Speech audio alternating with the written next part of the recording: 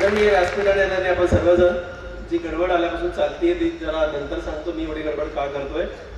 पण तुम्हाला सांगतो मी की इलिट अकॅडमी आणि कुलकर्णी सरांचे क्लासेस, त्यांची सगळी मंडळी, त्यांचे कष्ट, त्यांची मेहनत, त्यांच्यामधली ही सगळी प्राध्यापक मंडळी, Kulkarni sir, Kulkarni madam, Kute sir, Patil sir, Nagrole sir, Jadhav sir आणि ही सगळी मंडळी जे तुमच्यासाठी कष्ट घेतात त्यांचे कष्ट हे मला माहीत आहेत, म्हणून मी एवढ्या गडबडीत सुद्धा इथं आलोय. आणि गडबड कसली सांगतो तुम्हाला मी आता. मित्रांनो, आज रविवार आहे. तुम्हाला सांगतो की फक्त महिन्यातले 2 रविवार मी लातूरच्या बाहेर पडतो आणि आज सुद्धा मी 11 प्रोग्राम करतोय. You can imagine. आणि याच्यानंतर पण मला आणखी एक प्रोग्राम करायचा आहे. इथं मी फोन केला होता 6:15 वाजता. ते म्हणाला की मुलं आणखी जमले नाहीत, तर मी रस्त्यात एक पालीला कार्यक्रम करून आला आता.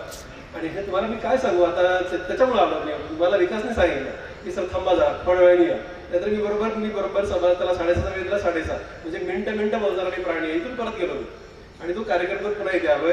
पण मला विद्यार्थी आवडतात, मला टीचर आवडतात आणि मला पालक आवडतात आणि शेवटचे मला पेशंट आवडतात. त्यामुळे मी त्यांच्यासाठी कुठे पण पळत राहतो. तर आता मी तुम्हाला सांगतो मित्र, मला विकास म्हणाला की सर किती वाजता निघता. मी म्हणाला बघ 4:30 पर्यंत निघू शकत नाही. त्याचं कारण आहे की आमच्या बशिष्ठा कॉलेज, लातूरच्या कॉलेजमध्ये एक बक्षीस वितरणाचा कार्यक्रम होता आणि ते सगळ्या विद्यार्थ्यांची इच्छा की सर तुमच्या हाताने बक्षीस घ्यायचं. आता कसं करायचं. मी त्यांना म्हणालो मी येतो पण फक्त बक्षीसून पळून जातो, नाही तुम्ही बोलायचं असतं. आता कसं बोलू मी, मला तर विचार करा तुम्ही माझा.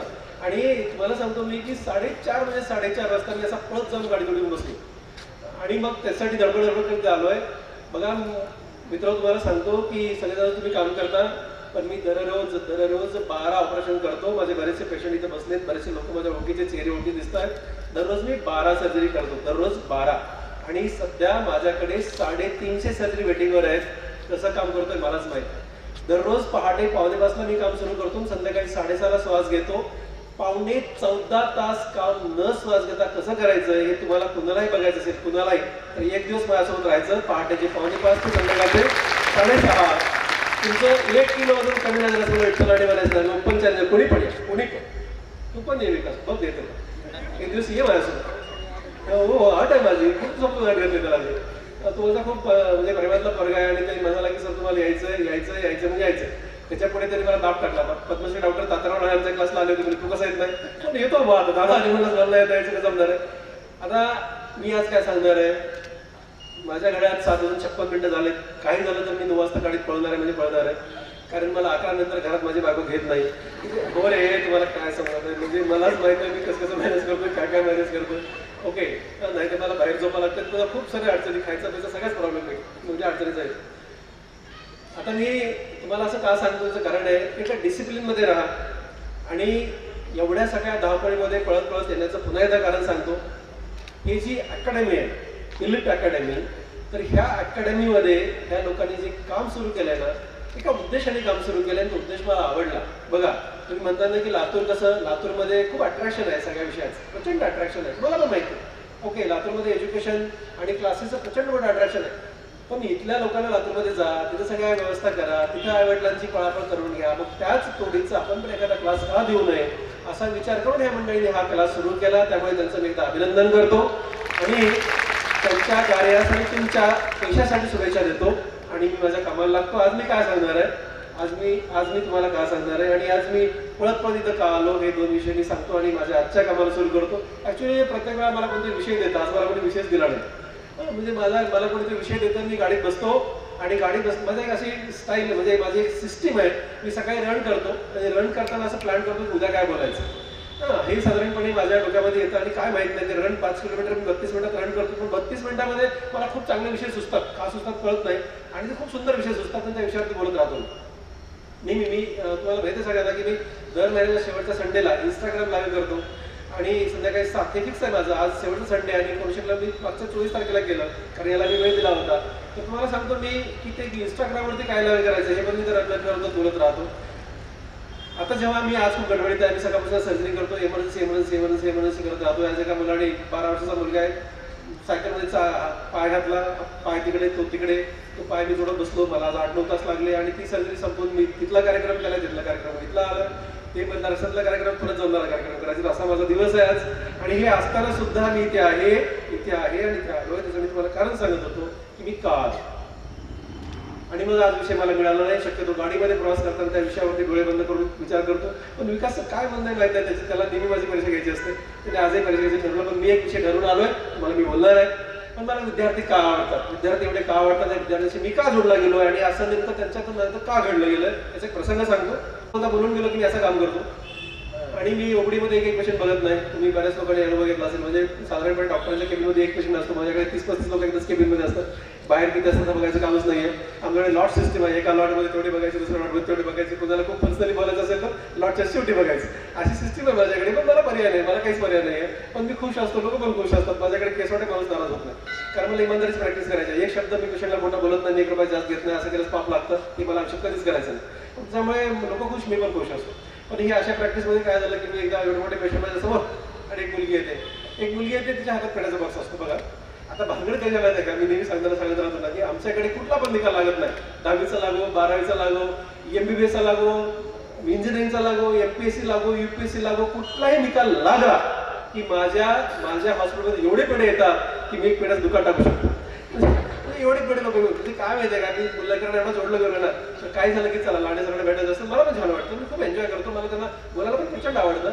आणि मग अशीच एक मुलगी तिच्या हातात पेढ्याचा बॉक्स असतो. मग आता मला हे समोर बसलेले लोक, माझ्याकडे 1.5 महिना तारीख मिळत नाही, एवढी अपॉइंटमेंट घेऊन लोक आलेले असतात. आणि मग ते मला कसं ओपडीत बसलो की पेशंट शिवाय काहीच करायचं नाही, आपण एकदम शिस्तबद्ध प्राणी. जेव्हा ओपडीमध्ये एवढे मोठे लोक, थोडं त्या मुलीच्या पेढ्याचा बॉक्स होता, तिची एंट्री झाली होती. आता तिला लोक मला कटवायचं होतं, बरोबर आहे. म्हणून तिची एंट्री झाली, तिच्या पेढ्याचा हातात बॉक्स, मी हातात तिचा बॉक्स पाहिला की तिला म्हणते इकडे तुझं अभिनंदन म्हटलं. त्या पेढ्याकडे हातीचा पुढे केला, तिचा पेढ्याचा बॉक्स घ्यायचा प्रयत्न केला. तिने पेढ्याचा बॉक्स लपवून घेतला. म्हणतो पागव आहे, मला द्यायला आलीस का नाही, आणले तुम्हाला द्यायला आलेत सर, मग दे ना. नाही ऐका ना सर, अगं माझी मग एवढी लोक बसले मारतील मला धरून, ते एवढे म्हणजे महिना अपॉइंटमेंट घेऊन लोक आहेत. नाही ऐका ना सर, प्लीज माझं ऐका ना, ह्या लेकीचा हट्ट काही सुटे नाही, ऐका म्हणलं. बरं बोल. ती म्हणाली सर बघा 1 जुलै 2018 या दिवशी तुम्ही आसामी घडलो या विषयावर बोलले होते. म्हणलं आता माझी भाषण मला का सांगते. आता बघा आत्ताचं जे भाषण मी करतोय ना ते 2781 भाषण मी करतोय. ओके, एवढे भाषण मी लेकरांसाठी केले. आणि मला ती सांगते की सर तुम्ही असं मी घडलो 1 जुलै 2011 बोलले होते. म्हणलं बरोबर, हां बोललो. मग नाही तुम्ही म्हणले ना कष्टाने इमानदारीनं काही शक्य होतंय, म्हणजे गरिबी ही अडचण नसते, शिक्षणामध्ये गरिबी असेल तरी माणूस मोठा होऊ शकतो. हो म्हणलं, हो. पद्मश्री डॉक्टर तात्याराव लहान विठ्ठल लहाने हे गरिबाचे लेकर होते म्हणून मोठे झाले. म्हणजे गरिबी ही माझी सगळ्यात मोठी शक्ती आहे, आज पण तीच आहे. ओके, आणि गरीब असणारे माणसं प्रचंड मोठे होतात, श्रीमंत होत नाही असं नाही, पण गरीब जास्त मोठे होतात. मी लिहून देतो तुम्हाला. आणि ही मी प्रत्येक भाषणात बोलत राहतो. ती म्हणून तुम्ही असे म्हटले, हो म्हणालो. म्हणजे सर तुमचं ते भाषण ऐकलं, आणि तेव्हा मी 11वीला होते, तुमचं ते भाषण ऐकलं, ठरवलं काहीतरी करायचं म्हणून. आणि मी आज गव्हर्नमेंट मेडिकल कॉलेजमधनं MBBS पास झाले, त्याचे एक पेढे मी ना प्रचंड खुश झालो. वाह दीदी क्या बात आहे, अभिनंदन तुझं. म्हणून पुन्हा एकदा पेढ्याच्या बॉक्सकडे हात पुढे गेला आणि तिथे पुन्हा लपवून घेतला. आता काय झालं ऐका ना सर, अहो माझी माय ऐका ना सर, हे नंबर या लोकांना समोरच्या, प्लीज ऐका ना सर बरोबर. हां बोल. ती मुलगी उभा टाकलेली लाईनमध्ये, हां ती माझी छोटी बहीण आहे. तेव्हा म्हणजे 1 जुलै 2011ला ती 9वीला होती. तिनं पण तुमचं ते भाषण ऐकलं होतं आणि तिनं पण ठरवलं होतं काहीतरी म्हणायचं. आणि ती आता गव्हर्नमेंट मेडिकल कॉलेजमध्ये 2nd इयरला आहे. वा क्या बात आहे. आता मला इतकंच भारी वाटायला लागलं का नाही. आता मी थोडंसं जरा हे लोक सोडले आणि या लेकरांना ऐकायला लागलो. आणि पुन्हा एकदा त्या पेढ्याचा बॉक्सकडे हात पुढे केला, तिनं पुन्हा लपवून घेतला. ऐका ना सर बोल. आता जर त्यात मला खूप असा इंटरेस्ट निर्माण झाला होता, पुढे गेली काय बोलते ही लेख काय बोलते. आणि ती म्हणाली सर तो मुलगा उभा टाकला कोपऱ्यामध्ये छोटा मुलगा, तो माझा छोटा भाऊ आहे. आणि तो 1 जुलै 2011ला 7वीला होता. आणि आज तो गव्हर्नमेंट मेडिकल कॉलेजमध्ये ते तुमचं भाषण ऐकून 1st इयरला आहे. आता मात्र ना एवढा आनंद झाला आहे. तुम्ही पण लेकरं जवळ घेतले, तिने पण लेकरं जवळ घेतले. मी खुर्शीला उभा राहिलो, अगदी त्यांना असं पकडून मला इतकं म्हणजे काय सांगू, असं दूध नागतं सुद्धा अंगावर शारे उभा टाकले. आणि इतका आनंद झाला मी शब्दात सांगू शकत नाही. आणि पुन्हा एकदा त्या पेढ्याचा बॉक्सकडे हात पुढे केला आणि तिने पुन्हा एकदा पेढ्याचा बॉक्स लपवून घेतला. म्हणलं आता काय राहिले माझी माय, ऐका ना सर. आतापर्यंत मी प्रचंड खुश होतो ह्या सगळ्या तिची स्टोरी ऐकत होतो. पण याच्या पुढे जी लेख बोलली ना ती मात्र खूप अडचणीचं बोलली, खूप जास्त अडचणीचं बोलली, खूप असं हृदयाला लागणारं बोलली. ती म्हणाली सर आम्हाला वडील नाही आहेत आणि आमची आई लोकांच्या घरी भांडे घासते. मला क्षणभर कळता काय ना मी काय बोला. म्हणजे एवढ्या वर्षानंतर तुम्हाला मी स्टोरी सांगतोय तर माझा आत्ता कसा भरून आलाय. मला कळता कळेना की ह्या लेकीला मी काय बोलायला पाहिजे, मी काय म्हणायला पाहिजे. ती म्हणते सर आमची आई लोकांच्या घरी भांडे घासते, आम्हाला वडील नाही. पण तुमचं ते भाषण ऐकलं ना, ते म्हणले ना की गरिबी ही शिक्षण अडचणीच नसतेच, कष्ट केल्यास काय पण शक्य होत आहे, कष्ट आणि इमानदारीनं प्रामाणिकपणाने मिळतात चिरकाळ टिकतं. मी म्हणलं हो हे माझं ते ऐकलं सर, आणि आज आम्ही इथे. मला असं वाटत होतं आता त्या आईला लोकांच्या घरी भांडे असणाऱ्या आईला 3 लेकरं गव्हर्नमेंट मेडिकल कॉलेजमध्ये डॉक्टर होतात, तिला काय वाटत असेल? ती कशी म्हणजे तिची भावना, तिचं मोठेपण, तिचं जगणं काय कसं वेगळं तयार झालं की नाही. मग त्या दिवशी मी ठरवलं विठ्ठल लाडे प्रचंड बिझी आहे, त्याच्याकडे सेकंद पण वेळ नाही. मान्य हो, खूप ऑपरेशन्स करतोय, खूप वेटिंग लिस्ट आहे, सगळंच मान्य आहे. पण 1 तास जाऊन मी भाषण करतोय, आणि असे लेकरं जर एवढं कष्ट करून एवढ्या ठिकाणी होऊन जातात तर विठ्ठल लाडे लेकरासाठी जायला पाहिजे म्हणजे जायला पाहिजे, बोलायला पाहिजे. आणि म्हणून मी आज तुमच्यासाठी इथं आलो.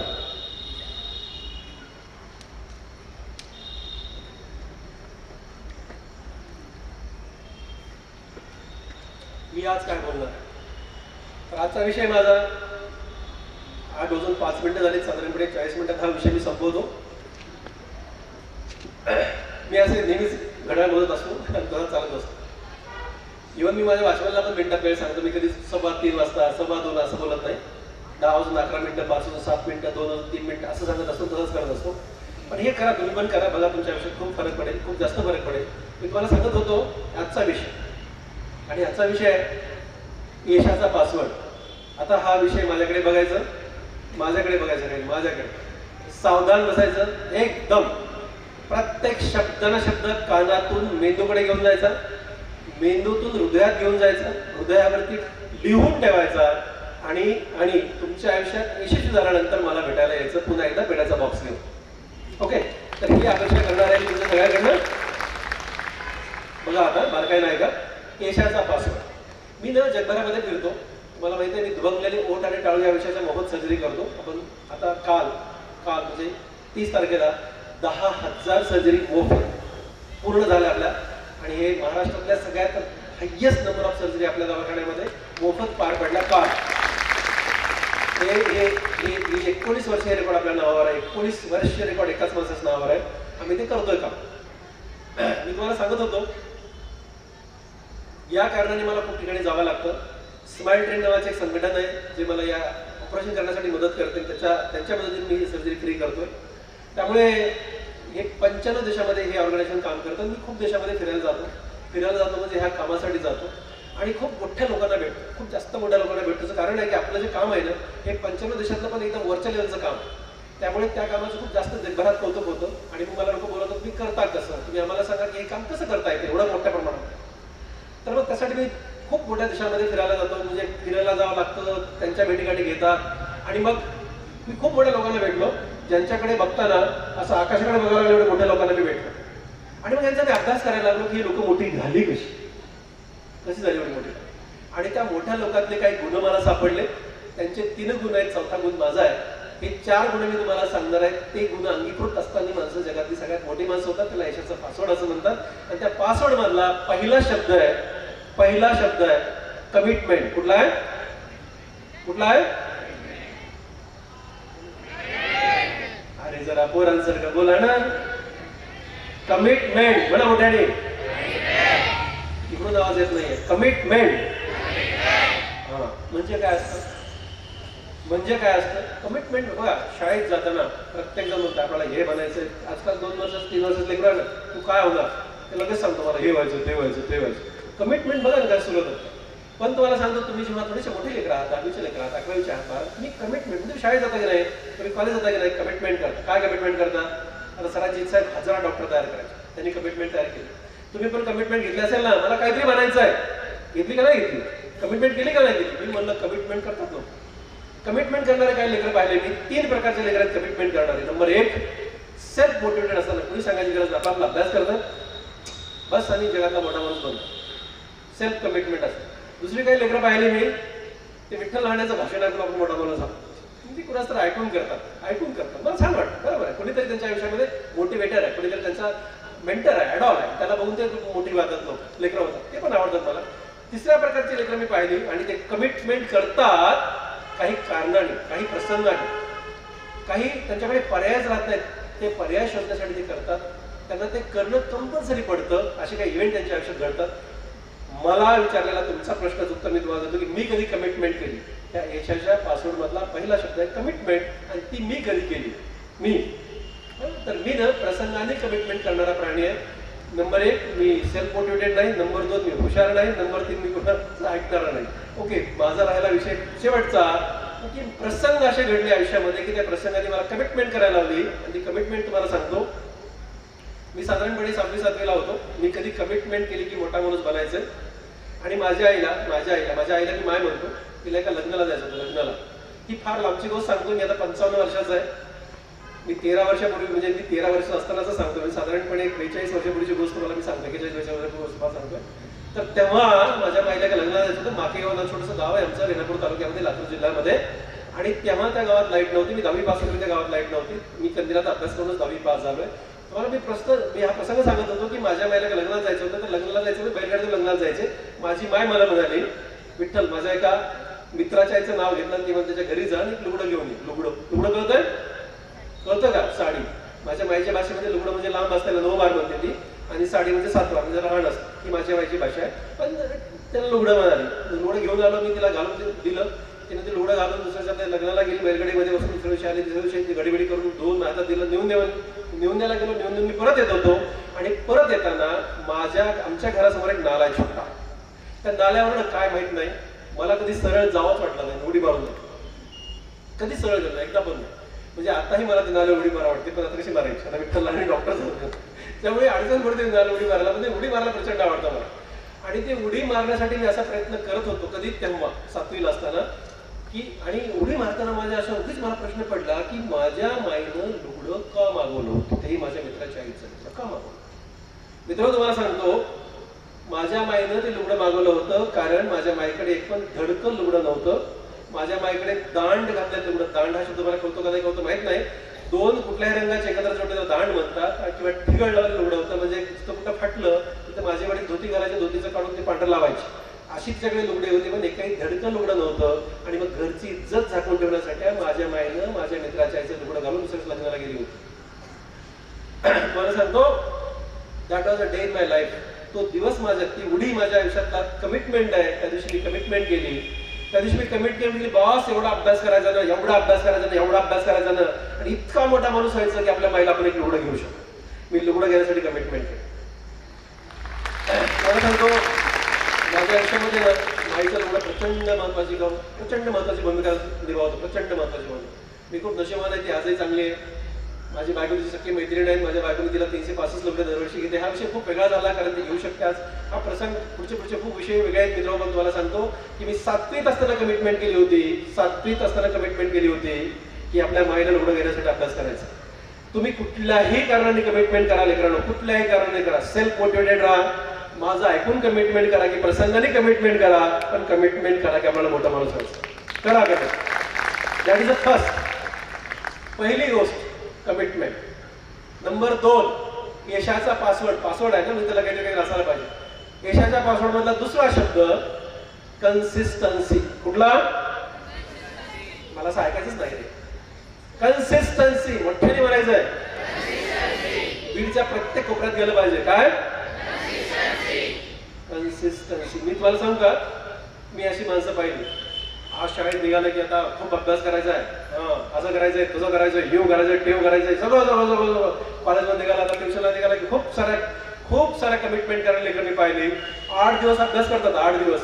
आणि 8 दिवस झाले, बोर व्हायला लागले, डिप्रेशन आलं, लो झालं, अभ्यास होत नाहीये, डोकं दुखायला लागलं, आठवण यायला लागली. No, this is not something की जे की तुम्हाला यश देणारी गोष्ट नाहीये. फक्त कमिटमेंट करून माणसं मोठी होत नाही, तर ते कन्सिस्टंट ठेवायला पाहिजे. सातत्य हा खूप महत्वाचा विषय आहे. 1 दिवस अभ्यास करून, 2 दिवस अभ्यास करून, 3 दिवस जमत नाही. पहिल्या दिवसापासून शेवटच्या दिवसापर्यंत सातत्यानं अभ्यास करायचा असतो. तर ती माणसं मोठी होत नाही, तर माणसं मोठी होत नाही. मला पुन्हा एकदा सांग, मी सांगतो मला की जरा तुम्ही हुशार लेकरं आहात, मी जरा हुशार लेकरू नाही. मी नाही. म्हणजे बघा, तुम्हाला प्रामाणिकपणे सांगतो, म्हणजे मला एकदा वाजल्यास पाठवत नाही, दोनदा वाजल्यास पाठवत नाही, तीनदा वाजल्यास पाठवत नाही, 10 वेळा वाजल्यास पाठवत नाही, 20 वेळा वाजल्यास मला पाठवतो. इतका ढ माणूस आहे. प्रामाणिकपणे अगदी ऑनेस्टली सांग. ओके, मी बघा घासून घासून, मी शाहू कॉलेजला होतो, प्रचंड घासून मिरिटा, प्रचंड घासून, प्रचंड म्हणजे प्रचंड. आणि मग लागलो संभाजीनगरच्या गव्हर्नमेंट मेडिकल कॉलेजमध्ये. पण दादा, माझे मोठे भाऊ, आमच्याकडे खूप अडचणी होत्या. दादांच्या पगारावर आम्ही सगळेच जगत होतो. आम्ही 3 भाऊ 4 बहिणी, आमचे सगळे पुढची जनरेशन, आई वडील 7,500 पगारावर आम्ही जगत होतो. त्यामुळे दादा म्हटलं की तो अंबाजोगाईला ट्रान्सफर करून घेतली औरंगाबादवरनं. आणि आम्ही तिथे आलो. फर्स्ट इयरला आम्ही 50 जण होतो, त्यातले 20 नापास झाले, पण 30 पास झाल्यावर आपण बी होतो. सेकंड इयर झालं, थर्ड इयरला गेलो आम्ही. थर्ड इयरला गेल्यानंतर ते 15 मुलाच्या बॅच पडल्या. बघा, MBA साठी सांगतो, 15 मुलाची बॅच, ही 15ची, ही 15. आता 15 मुलाच्या बॅचमध्ये मी 15च्या एका बॅचमध्ये आणि बाकीचे असे ना 30 मुलाच्या 2 बॅच पडल्या. बॅच MBBSचा फायदा होतो तुमच्याकडे सर, तुम्हाला सांगतो. आणि कुणी पण टीचर, तेव्हा मेडिकल सायन्समध्ये मेडिकल कॉलेजमध्ये शिकवतात कसं, असं काही क्लासमध्ये कोणी शिकवत नसतं. तुम्ही वार्डामध्ये असला, वार्डामध्ये समोर पेशंट आहे, ते टीचर येतात, राऊंड घेतात, राऊंड झाला त्या पेशंटसमोर उभा टाकतात आणि तुम्हाला शिकवतात. असं सिस्टीम असते. कुठल्याही ह्याच्यामध्ये शिकवायची सिस्टीम. MBBSला फायनलला गेल्यास असं काही फार क्लासरूम आणि UNT असं काही नसतं. मग आम्ही ते वार्डात जायचो, त्याला हिस्ट्री घेणे म्हणतात. पेशंटला तपासायचो आम्ही, आम्हाला कळतं ते लिहून काढायचो, बॉस आले की सांगायचो, अशी सिस्टीम असते. तर मी आपलं तिथं असं झालं. मग ते आम्ही उभा टाकलं होतो, सर यायचे आणि मग शिकवायचे. पण शिकवताना अडचण कशी, तेव्हा दादा तिथं होते, मोठे भाऊ माझे अंबाजोगाईला, त्याच क्वार्टरमध्ये, त्यांच्याच घरात मी राहत होतो. मग तिथं जे कोणी शिकवायला टीचर असतील सगळे दादांचे मित्र होते, आयदर त्यांचे ज्युनियर किंवा सिनियर किंवा बॅचमेट होते. शिकवायला सुरू केलं की मला सगळ्यात पहिला प्रश्न टीचर मला विचारायचे, कारण ओळखीचा माणूस एक मी प्राणी ना, डॉक्टर तात्याराव राणेचा सक्का भाऊ विठ्ठल. मग ते काही पण मला विचारायचे. भानगडाशी मला यायचं नाही ना, मला यायचं नाही. एकदा नाही आलं, दोनदा नाही आलं, तीनदा नाही आलं, चारदा नाही आलं की मग दादाला सांगायचे त्याला काहीच येत नाही. भानगड बघा, दादाला सांगितलं ह्याला काहीच येत नाही, पण दादा प्रचंड रागीट माणूस. म्हणजे तुम्हाला सांगतो, मी कितीतरी मार खाल्ला, मी काय होता फायनल जाईपर्यंत, प्रचंड रागीट माणूस. आणि मी मला खूप प्रचंड भीती वाटायची मला. म्हणजे आत्ता दादा 67 वर्षाचे, मी 55 होतोय, तरी पण आजही दादांना बोलताना मी मेसेज टाकतो आणि ते मला फोन करतात. माझी आजही तरी त्यांना फोन करायची नाही, आत्ता आम्ही अर्धे बाजारे जाऊ तरी. पण तेव्हा तर त्यांचा विद्यार्थी होतो मी, प्रचंड घाबरायचो. आणि दादाला कळले का येत नाही, कळलं ना. आमच्या घरात आणखी एक चांगला माणूस आहे, आमच्या बहिणी. ओके, आमचं नातं कसं बघा, मायांना ही माझे पहिले आवडील आणि दादा बहिणी ही माझी दुसरी आवडील. म्हणजे आजही मायाने बहिणी बसले असतील, मी आधी बहिणीच्या पाया पडतो आणि नंतर माझ्या पाया पडतो. म्हणजे एवढी या बहिणींनी माझ्यावर प्रेम केलं, अगदी एका लेकरासारखं प्रेम तिने माझ्यावरती केलं. त्यामुळे त्या खूप प्रेम करायच्या. आणि मग दादा तिला रागवून सांगायचे, बघ तुझ्या लाडक्याला काहीच येत नाही. वहिनीला, मला नाही डायरेक्ट, वहिनीला सापायची. वहिनी दिवशी मुलाकडून म्हणायला, हे म्हणजे हे म्हणजे दादा, त्यांना हे वगैरे असते नाव घेत नाहीत ना, आता सगळी नाव घेतात पण तेव्हा नाव घ्यायचे हे म्हणजे दादा, हे असे म्हणत मला काहीतरी येत नाही. म्हणजे मला इतकं वाईट वाटलं ना, मला काय येत नाही, दादाला कळलं, दादा म्हणतो वहिनीला कळलं, आपली इज्जत गेली, बस काय करणं. म्हणजे किती वाईट वाटतं बघायला, जे आई सगळं प्रेम करते तिला कळलं की आपल्याला काहीच येत नाही. म्हणजे मला इतकं वाईट वाटायला लागलं ना. बहिणीने मला खूप माइल्ड भाषेत सांगितलं, पण मला माहिती होतं खूपच आपल्याला खूप वाईट वाटलं, बंधूच्या गोळीसारखं लागलं. मग मी ठरवलं, माझ्या वर्गात एक हुशार विद्यार्थी होता, प्रचंड हुशार, सगळं उत्तर द्यायचं. त्याला पकडले, म्हणजे चलो आपण दोघं मिळून अभ्यास करू. मग त्याची सिस्टीममध्ये अभ्यास करायची. तो असा पुस्तकाकडे बघायचा आणि प्रत्येक लाईनवर डोकं फिरवायचं. मी म्हणलं बॉस, आपण ते प्रत्येक लाईनवर डोकं फिरवू, काय प्रॉब्लेम आपल्याला. आम्ही लायब्ररीमध्ये गेलो, तो लायब्ररीत बसला, त्या समोर मी बसलो, समोर बसलो मुद्दाम एवढ्यासाठी बसलो की त्याचे डोकं आपल्याला बघायचं. त्याला डोकं फिरायला सुरू केलं, मी पण फिरायला सुरू केलं, त्यानं वाचायला सुरू केलं, मी पण सुरू केलं वाचायला. आम्ही दोघांनी ठरवून एक मेडिसिनचा टॉपिक वाचला, सेम पुस्तक सेम टॉपिक वाचला, दोघांचं पण उद्या त्याच्यावर आमची केस होती. आणि मग दुसऱ्या दिवशी आम्ही आम्ही गेलो वार्डामध्ये, वार्डात गेलो, आम्ही हिस्ट्री घेतली आणि वार्डाकडे जाऊन आमचे सर येतील तोपर्यंत म्हणून आम्ही उभे राहिलो होतो. सर आले, ते बसले खुर्शीत, पेशंटला स्टूलवर बसवलं आणि सरांनी प्रश्न विचारायला सुरू केले. एक विचारला मला आला नाही, 2 विचारले मला आला नाही, 3 विचारले मला आला नाही. सरांनी मला 10 प्रश्न विचारले, एकही आलं नाही. आणि 10ला 10 ते माझ्या मित्रांनी जो सेम टॉपिक आम्ही दोघांनी वाचला होता त्यांनी 10ला 10 उत्तर दिले. म्हणलं बॉस आता काय करायचं. म्हणजे भानगडी आहे की याला सगळ्याला सगळी उत्तर आले ना, आपण एक उत्तर आलं ना, म्हणजे कॉल असलेल्या टॉपिकचं. हो, मग मी ठरवलं बॉस काय फरक आहे, हा हुशार आहे, त्याला एकदा वाचलं की पाठ होतं, आपल्याला पाठ होतं. म्हणजे एक पाठी म्हणतात ना, आपण एक पाठी नाही. मग मी ठरवलं, बघा आपण शेतकऱ्याचं लेकरू आहे, शेतामध्ये काम करायची आपली तयारी आहे. एखाद्या रूममध्ये फॅन खाली बसून पुस्तकं पाठ करायला काय हरकत आहे. बघा मी केलेला कन्सेप्ट, पुस्तकच पाठ करायची काय होतं. दुसरं बघा, कष्ट करायचे ना, अडचण काय काय भानगड आहे, त्याला एकदा वाजता पाठ होतं, आपण 10 वेळा वाचू, 20 वेळा. आणि मुलांना तुम्हाला सांगतो मी सुरू केलं MBBS फायनल, तेव्हा खूप वेगळा होता, 1.5 वर्षाचा होता. आता 1 वर्ष केले, जरा बारीक केला सिलेबस, पण आमचा सिलेबस प्रचंड मोठा होता. 7 आणि 7 14 सब्जेक्ट, प्रॅक्टिकल आणि थिअरी, 1400 मार्काची परीक्षा होती. आणि खूप अवघड कार्यक्रम होता तो, आणि तेव्हा नापास खूप व्हायचे. मी म्हणलं पहिल्या वर्षी आमचे अर्धे गेले होते.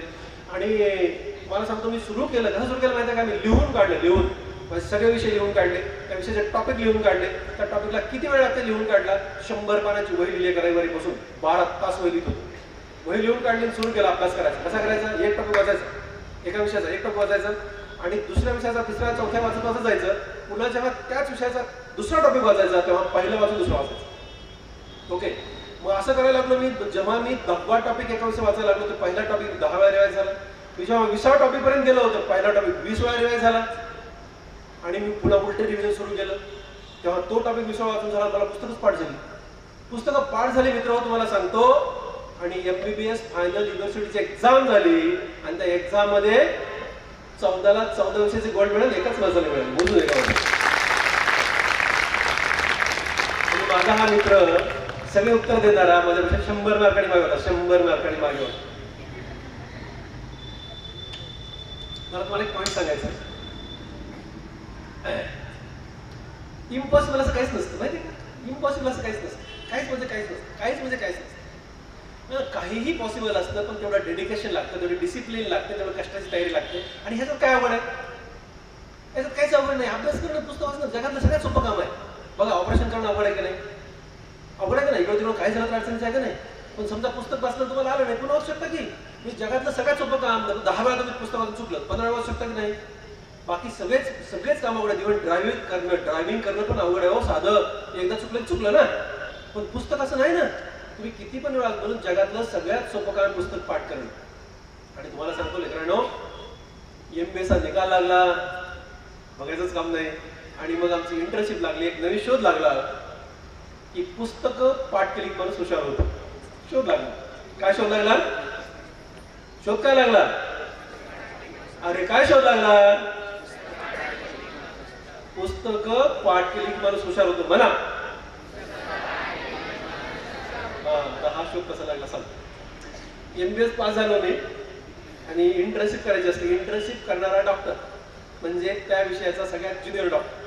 गव्हर्नमेंट मेडिकल कॉलेजमध्ये इंटर्नशिप करणारा विद्यार्थी म्हणजे बॉस आला उभा राहायचं, बॉस बस मला तर बसायचं, बॉस नाही मला उभं राहायचं, बॉस लिह मला लिहायचं, बॉस पळ मला पळायचं. असं कार्यक्रम करणारी इंटर्नशिप म्हणून मी जॉईन झालो. मेडिसिन डिपार्टमेंटला जॉईन झालो. डॉक्टर ND कुलकर्णी, एवढा मोठा चष्मा, अत्यंत रिस्पेक्टेड माणूस. तेव्हा मोठे मोठे चष्मे असायचे, पण त्याला राग आला की ते चष्म्यातून बघायचे, म्हणजे समजून घ्यायचे सगळ्याला राग आला. तेव्हा रागवणं हा प्रकार होता, माहिती आहे. आणि मग ND कुलकर्णी कुरकुडे होते, कुण केले की पडते एवढे कुरकुडे होते. पण तुम्हाला स्वतःच्या दिवशी इतका रिस्पेक्ट होता की सर रस्त्याने स्कूटर चालली की आम्ही 10 फुटावर त्यांना गुड मॉर्निंग कमरेतून आपण करायचो. प्रचंड चांगला माणूस, अत्यंत वाजला माणूस. आणि मग त्यांच्या युनिटला माझी पोस्टिंग लागली. व्ह्यू वाढवलो, सर आले की सर बसले होते. आणि काय माहिती आहे का, आता गव्हर्नमेंट मेडिकल कॉलेजमध्ये डोळ्याच्या डोळ्याला, हाडाच्या हाडाला, लेकराकडे, बायकाकडे असं जातं की नाही. आमच्याकडे, आम्ही मेडिसिन डिपार्टमेंटला होतो, एक पेशंट आमच्या रूमच्या बाहेर, आमच्या कन्सल्टिंग रूमच्या बाहेर मोठी लाईन लागलेली होती. आणि तेव्हा काही फारसे प्रायव्हेट हॉस्पिटल नव्हते, त्यामुळे खूप पेशंट असायचे. लाईन लागली होती. त्या लाईनमध्ये मला एक पेशंट दिसला, ज्या पेशंटला मेडिसिनची गरज नव्हती, ऑपरेशनची, सर्जरीची गरज होती असं मला लक्षात आलं. बाहेर पेशंट होता. आणि मी गप्प बसायला पाहिजे, मी गप्प न बसता मी असं बोललो, सर आपल्या लाईनमध्ये, म्हणजे मेडिसिनच्या लाईनमध्ये एक पेशंट उभा आहे बाहेर, त्याला सर्जरीची गरज आहे, उभीच्या आपल्या लाईनमध्ये उभा आहे, त्याला सर्जरीला जायला पाहिजे, सांगू का जाऊ? सरांनी पुढे त्या फिंगर इकडे पाहिलं. ते पाहिलं ना, माझी सगळी सिरियस बोलली, तू का बोललास? चुप. मला असला घाम फुटला माहिती का, मी आपल्या हाताची घडी म्हणून उभा टाकलं, चुकलं बॉस आपलं, सॉरी सर. मग आता सरांचं त्याच्या पुढे काहीच नाही, ते फक्त बेंगातून हेच त्यांचं रागवलं. आणि मग ते पुढे सुरू झाला कार्यक्रम सुरू झाला. पेशंट बघत होते. त्या कोण पेशंट आला, त्याला सरांनी टेबलवर घेतलं, टेबलवर तपासलं. तपासून झाल्यानंतर सरांच्या लक्षात आलं की खरंच ह्याला ऑपरेशनची गरज आहे, मेडिसिनची नाही. मग सरांनी माझ्याकडे हळूच पाहिलं, मला म्हटलं, विठ्ठल तुला कसं कळलं ह्या पेशंटला, तेही बाहेर असं लाईनला, ह्या पेशंटला सर्जरीची गरज आहे, मेडिसिनची नाही. कॉन्फिडन्स आला. आता मी तो सोडून जरा खिशात हात घालून, गडी काढून, एकदम स्टायलिश उभा टाकून मग बसला एकदम स्टायलिश बोलायला सुरू केलं मी. सर म्हटलं, त्या पेशंटनी ना पोटाच्या उजव्या साईडला असा ठेवला होता, उजव्या साईडला, त्याच्यावर दुसरा हात असा ठेवला होता आणि तो चालताना असा दाबायचा चालायचा, असा दाबायचा चालायचा, लाईनला बिचारा. म्हणजे ह्याला अपेंडिसायटिस आहे. अपेंडिक्स आजार आहे मला कळलं होतं, कारण मला पुस्तकं तोंडपाठ आहेत. पुस्तकं तोंडपाठ असतील तर माणूस हुशार होतो, 100% हुशार होतो. लेकरांनो तुम्हाला पुन्हा एकदा सांगतो, कुठली पण गोष्ट येत नाही ना तोंडपाठ करा, मी लिहून देतो. बघा तेव्हा खूप चर्चा झाली की बाबा एनडी सरांचं हे जमलं नाही, विठ्ठलला जमलं, पण एनडी सरांची मी कधी बरोबर करू शकत नाही. त्यांच्याविषयी मला आज सुद्धा माझी पेशी आदर करते. पण तुम्हाला सांगतो तर आधीच मी तात्रा राणेचा भाऊ विठ्ठल आणि मग ते असं सगळं घडलं. पण तुम्हाला मी असा प्रसंग सांगत होतो, खूप बुस्टिंग प्रसंग असतात असे. आणि फक्त एवढ्यात नाही घडलं मित्र, जसं मी तुमच्या समोर इथं आलो, तसं मी खूप परदेशात जातो तुम्हाला बोललो. आणि मी आता माझ्या परिसरात खूप सारे मित्र आहेत, मित्र होतात मलाच का बोलवतात. लोक म्हणतात विठ्ठल लहाने हा एकदम हुशार डॉक्टरांना बोलवतो, त्यांना कशाला सांगू हुशार नाही होत, त्यांना सांगितलं आपण हुशार नाही होत, नाही सांगत. एवढंच नाही तर मी सांगितलं की एकदाच मी 30-35 पेशंट एकदा झोपडीमध्ये घेतो, मला 3 सेकंदात कळतं फक्त चेहरा बघून त्यांना काय आजार आहे, त्याचं कारण आहे. ऍक्च्युली मी पेशंटला बघतो, तपासतो, सगळंच करतो. कारण नाही हात लावला लोक म्हणजे पैसे घेतले, हात नाही लावला, म्हणून मी हात लावून बघतो. पण मला 3 सेकंदात माहित असतं त्याला आजार काय झाला, त्याचं कारण आहे की मला पुस्तकं तोंडपाठ आहे. म्हणून पुस्तकं तोंडपाठ असलेलं, कारण मेडिकलच्या प्रत्येक पुस्तकात प्रत्येक शब्द लिहिलेला असतो. पेशंट चालतो कसं, बोलतो कसा, डोळे कसे असतात, ऍक्शन काय असते, दिसतो कसा, चेहऱ्यावर प्रत्येक गोष्ट त्या पुस्तकात लिहिलेली असते. आणि ते बोलणं ओळ मला पाठ आहे. म्हणून तुला मी सांगतो की पुस्तकं पाठ केल्यावर हुशार होतो. ते बघा, ज्याला 20 वेळा पाठ करून पुस्तकं होत नाहीत असा मी विद्यार्थी आहे. माझ्यापेक्षा हुशार आहेत की नाही, आहेत की नाही? अरे हो म्हणा रे, मोठ्याने हो म्हणा. आणि मग तुम्हाला काय आवड आहे बरं? तुम्हाला काहीच आवड नाही. मी तुम्हाला सांगत होतो काय लागतं, कन्सिस्टन्सी लागते. 1, 2, 3 दिवस अभ्यास करावा आणि लगेच लगे मला मोठं यश मिळावं, हे होत नाही. त्याच्या पुढची हाईट तुम्हाला सांगतो. एक्झाम पुढे आली, आता 8 दिवसाला परीक्षा आहे, 10 दिवसाला परीक्षा आहे, महिन्याला परीक्षा आहे. आता काय सांगा हो, आता असे कुठे परीक्षा असते का? परीक्षेला उत्सव म्हणतात, उत्सव. आपण जे कष्ट केले ना, कशासाठी कष्ट केले? परीक्षेसाठी केले, परीक्षेमध्ये यश मिळवण्यासाठी केलेत. मग परीक्षेला सामोरं जाताना दिवाळीसारखं गेलं पाहिजे, दिवाळीसारखं. कारण आपण तिची वर्षभर वाट बघत असतो, 2 वर्ष वाट बघत असतो. म्हणून परीक्षा ही उत्साह असला पाहिजे, फेस्टिवल असला पाहिजे. परीक्षा टेन्शन असलं पाहिजे? No, not at all. का नसतं टेन्शन? तुम्ही असं शांतीनं अभ्यास करायचा असतो. तुम्हाला सांगतो की एक्झामच्या सेंटरच्या बाहेर आपल्या मैत्रिणीने पुस्तक काढलं की आपण काढायचं, मित्राने काढलं की आपण काढायचं. त्याच्या पुढे आई वडील बघ ते वाचायला, तू पण वाच. अरे तुम्हाला माहिती आहे का लेकरांनो, तुम्हाला माहिती आहे का पालकांनो, एक्झाम सेंटरच्या बाहेर तुम्हाला 100% तोंडपाठ असलेलं पेज काढ, 100% तोंडपाठ, आणि वाचा पहिली लाईन. तुम्हाला असं वाटतं की आयुष्यात एकदाच वाचतो, त्यापर्यंत वाचलीच नाही. कारण एक्झाम टेन्शन आहे यार, तिथे करूच नका काही. एक्झामला शांतीनं जा, मस्त एन्जॉय करा. बघा एक्झाम त्याची एक स्टाईल असते. मी मेडिसिनचा पेपर होता, मेडिसिनचा. आमचं एक छोटं क्वार्टर होतं, 4 क्वार्टर होते एका बिल्डिंगमध्ये, 4. तर दादा एका ठिकाणी राहायचे, म्हणजे खाली राहायचो आम्ही. आमच्यावरती एनडी कुलकर्णी सर राहायचे, शेजारी आणखी दुसरे 2 डॉक्टर राहायचे, बक्षीस सर आणि गिरी सर असे बाजूला राहायचे आमच्या. तर त्या 4 क्वार्टरचा ब्लॉक गव्हर्नमेंट मेडिकल कॉलेजमधला. तर आम्ही खाली राहायचो, ग्राउंड फ्लोअरला. तर मेडिसिनचा पेपर होता. माझ्या मोठ्या भावाला 3 लेकरं आहेत, 2 मुली 1 मुलगा, सायली, सपना, सुमित. तर हे माझ्या खूप आवडीचे लेकरं आहेत. म्हणजे त्याच्यावर धिंगाणा करणं हे माझ्या आयुष्यातलं सगळ्यात आवडीचं काम आहे. म्हणजे त्यांना गोळ्या घालणे, त्याच्यावर धिंगाणा करणे. म्हणजे तुम्हाला काय संबंध काय नाही, एवढा धिंगाणा केला आणि औषध गोळ्या कोणाशीच केलं नसेल. मला हे प्रचंड आवडतं. मी माझ्या लेकराला पण 7वीला पण आंघोळ घालत होतो. मला खूप छान वाटतं ते करायला. माहित नाही, पण मी जरा फॅमिली मॅन आहे. मला आई वडील लेकरं बायको असं खूप आवडतं, खूप जास्त आवडतं. सगळ्यांना आवडायला पाहिजे, त्यात मजा असते. आणि मग मी असं एन्जॉय करणारा प्राणी. मग घरी गेले की सायलीची भांडणे करा, सपनाची भांडणे करा, सुन्याची भांडणे करा, एवढी लेकर होते ते. पण त्याची प्रचंड भांडणे करायचे घरात येऊन, आणि धिंगाणा करायचे. मेडिसिनचा पेपर होता, सकाळचे 8 वाजले होते, मी घरात होतो. आमचा धिंगाणा सुरू होता. मेडिसिनचा पेपर 10 वाजता, 8 वाजता धिंगाणा करत होतो. असा धिंगाणा सुरू होता की त्या घराच्या काचा फुटतील, एवढा धिंगाणा मी करत होतो घरामध्ये. एनडी कुलकर्णी सर वरतून आली, माझी बॉस होती मेडिसिनची, वरतून आले, वेल वाजवली. वहिनी दरवाजा काढला. आमच्या वहिनी एकदम साध्या, सरळ, स्वच्छ माणूस. मग इकडं तिकडं काहीच नाही. विठ्ठल काय करतोय? धिंगाणा करतोय. वाट लागली की माझी वाट लागली तर काय करायचं? मग ND Kulkarni sir, Vitthal. ND Kulkarni सरांचा आवाज असा कानात बसलेला, धिंगाणा सर थांबून सरळ पुढे, सर गुड मॉर्निंग सर. काय करतोय? काही नाही सर. अभ्यास झाला? हो सर. सर्व घेतलाय ते पेन हे पॅड बेड? हो सर. व्यवस्थित जा, व्यवस्थित पेपर लिहायचा, कळलं का तुला मेडिसिनचा पेपर आहे, हो सर आग्रहात करतो, त्यांना माहिती धिंगाणा करतोय आणि पुन्हा असं शांतपणा करतो, हे त्यांना कळलं होतं ना, त्यांना कळलं होतं हे सगळं. आता ते बॉस आहे त्याला सगळंच कळतं की. मग असं हो हो हो हो म्हटलं आणि हां ऑल दी बेस्ट असे म्हटले की पटकन पाया पडलं, दरवाजा बंद केला, पुढचा धिंगाणा सुरू. आपला पोटभर धिंगाणा केला, मेडिसिनच्या पेपरला गेलो आणि मेडिसिनमध्ये मला गोल्ड मेडल आहे, गोल्ड मेडल. हे रेकॉर्ड 36 वर्ष कोणी तोडलं, 36 वर्ष. काय म्हणतो कळलं तुम्हाला? एवढं रेकॉर्ड तयार करून ठेवलं.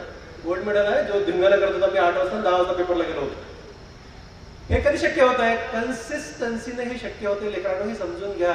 एक्झाम दिवशी टेन्शन घेऊन, एका दिवसाचं टेन्शन घेऊन 2 दिवसात अभ्यास करून माणूस मोठा होत नसतो. माझी एक मैत्रीण, तुम्हाला सांगतो, तुमच्यातला काही जणांना एक उदाहरण सांगतो मी. ती पण एक्झामला आमचं ना वरती तुम्हाला सगळ्यांना माहिती आहे गव्हर्नमेंट मेडिकल कॉलेज अंबेजोगाईचं, त्याच्या खाली एक SRT कॉलेज आहे. तिथं आमचं सेंटर होतं 3 किलोमीटर. आपल्या वरच्या कॉलेजपासून खालच्या कॉलेज 3 किलोमीटर आमचं सेंटर होतं, थेरी सेंटर. त्या सेंटरला जायचं होतं.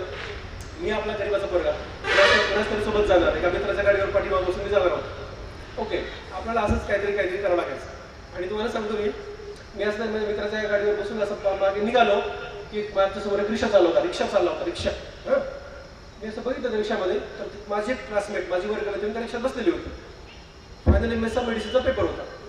तिच्याकडे बघितलं मी, बघा तिच्याकडे बघितलं तर ती आहे ना, ती पाठीमागे रिक्षामध्ये सेंटरला बसली होती, सेंटरला. ठीक आहे. तिच्या डाव्या बाजूची आई बसली होती. आई ती काय करते, केस विचारली. पण त्या केस विचारावे मी तर धिंगाणा करत होतो. चुकलं की बस आपला आता चुकलं ना, ती केस विचारायला लागली. तिथपर्यंत ठीक आहे. पुन्हा हळूच बघितलं, तिच्या पलीकडच्या बाजूला तिची बहीण बसली होती. ती तिला खो बोलत होती. पप्पा म्हणलं आता तर फारच झालं आहे.